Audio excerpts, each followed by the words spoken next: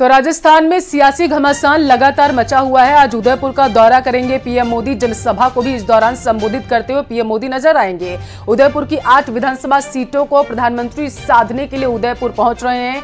मेवाड़ वागड़ में पार्टी की मजबूती के लिए वोट बैंक को मजबूत करने की प्रधानमंत्री मोदी यहां पर कार्य करते हुए नजर आएंगे। मेवाड़ वागड़ में उदयपुर, डूंगरपुर और बांसवाड़ा, चित्तौड़गढ़, राजसमंद और प्रतापगढ़ जिले आते हैं। इन 6 जिलों में 28 विधानसभा सीटों पर बीजेपी की पकड़ बेहद मजबूत है। आदिवासी वोट बैंक को साधने का प्रयास यहां पर पीएम मोदी करते हुए नजर आएंगे। आदिवासी अंचल की 28 में से 17 सीटें आरक्षित हैं। यहां संघ वनवासी कल्याण आश्रम के जरिए अपनी गतिविधियां करता है।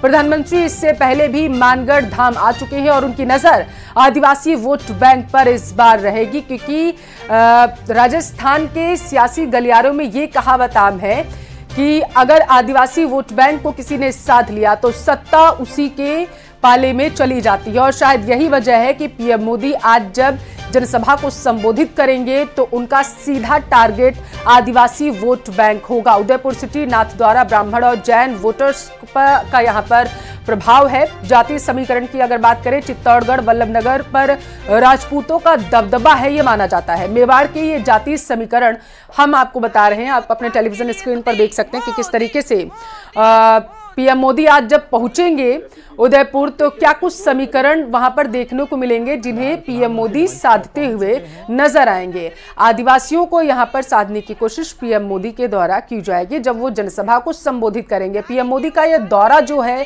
ये बेहद अहम माना जा रहा है, क्योंकि आचार संहिता लगने के बाद ये पीएम मोदी का पहला दौरा है, जिसको देखते हुए फिलहाल प्रधानमंत्री मंच पर पहुंच चुके हैं। लगातार पीएम मोदी लोगों से अपील करते रहते हैं। राजस्थान की जनता से इससे पहले पीएम मोदी ने अपील की थी कि वो बीजेपी के पक्ष में वोट करें, और आज आचार संहिता लगने के बाद पीएम मोदी का उदयपुर का दौरा है और क्या तस्वीरें सामने निकल कर आती हैं वो हम आपको बताएंगे। उदयपुर की 8 विधानसभा सीटों पर सीधे पीएम मोदी का इस बार फोकस जो है वो रहने वाला है। ताराचंद जैन उदयपुर शहर से हैं। फूल सिंह मीणा उदयपुर ग्रामीण से चुनावी मैदान में उतारे गए हैं। अमृत लाल मीणा सलुम्बर से चुनावी ताल जो है वो ठोकते हुए नजर आएंगे। इन पर बीजेपी ने भरोसा जताया है। ताराचंद जैन का मुकाबला सीधे कांग्रेस के गौरव वल्लभ से होगा। उदयपुर शहर से इनको बीजेपी ने प्रत्याशी बनाया है और जो मुकाबला करेंगे ताराचंद गौरव वल्लभ से। बात करें उदयपुर संभाग की तो यहाँ पर आपको बताते चले राजसमंद से पहुंच चुके हैं। दीप्ति महेश्वरी का सीधा मुकाबला जो होगा और नारायण सिंह भाटी से देखने को मिलेगा। विश्वराज सिंह मेवाड़ से मेवाड़ जो है वो उनका मुकाबला जो होगा वो कांग्रेस के सीपी जोशी से देखने को मिलेगा। उदयपुर संभाग नाथद्वारा से ये समीकरण। फिलहाल प्रधानमंत्री मंच पर पहुंच चुके हैं। तो जैसे जैसे चुनाव नजदीक आ रहा है वैसे वैसे प्रधानमंत्री का चुनावी दौरा भी तेज होता जा रहा है, और इसी सिलसिले में पीएम मोदी आज उदयपुर आ रहे हैं, जिसे लेकर प्रदेश बीजेपी के दिग्गज तैयारियों में जुट गए हैं। प्रदेश में आचार संहिता लगने के बाद ये पीएम मोदी का पहला दौरा होगा।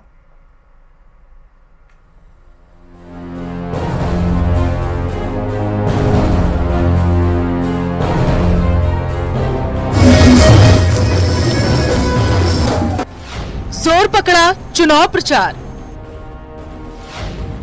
मेवाड़ में पीएम मोदी भरेंगे हुंकार। मेवाड़ वागड़ की 28 सीटों पर है नजर। चुनावी समर में जीत के लिए बीजेपी के स्टार प्रचारकों का अभियान जोर पकड़ चुका है। अमित शाह के बाद स्टार प्रचारक के तौर पर पीएम मोदी अपनी पहली सभा उदयपुर में करने वाले हैं।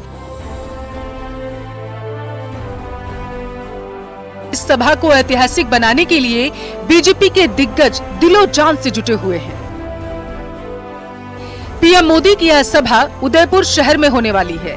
इससे पहले पीएम मोदी चित्तौड़गढ़ में सावरिया सेठ की नगरी में चुनावी सभा कर चुके हैं। इतना ही नहीं, मानगढ़ धाम में भी पीएम मोदी आ चुके हैं। उदयपुर जिले की 8 विधानसभा सीटों की बात करें तो यहाँ बीजेपी ने सभी प्रत्याशी घोषित कर दिए। इसमें 5 आरक्षित सीटें हैं, इसलिए पार्टी ने यहाँ पर 5 एसटी उम्मीदवारों, 2 जनरल और 1 ओबीसी उम्मीदवार को मौका दिया है। कांग्रेस ने भी यहाँ की 8 सीटों पर प्रत्याशी घोषित कर दिए हैं। अब आप इस सभा के सियासी मायने समझिए। राजधानी जयपुर में 394 किलोमीटर दक्षिण में बसा मेवाड़ जितना ऐतिहासिक है, उतना ही सत्ता के लिए जरूरी भी। कहा जाता है कि राजस्थान की सत्ता का रास्ता मेवाड़ से होकर जाता है। पिछले 2018 के चुनाव नतीजों को छोड़ दें तो बीते 3 दशकों के इतिहास में यही देखा गया है कि मेवाड़ को राजस्थान की सत्ता का रास्ता कहा जाता है।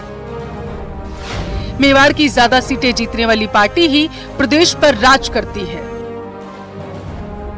मेवाड़ के नेताओं का दबदबा मंत्रिमंडल में भी देखा जाता है। यही वजह है कि इस बार भी मेवाड़ जीतने के लिए बीजेपी और कांग्रेस पूरी ताकत लगा रहे।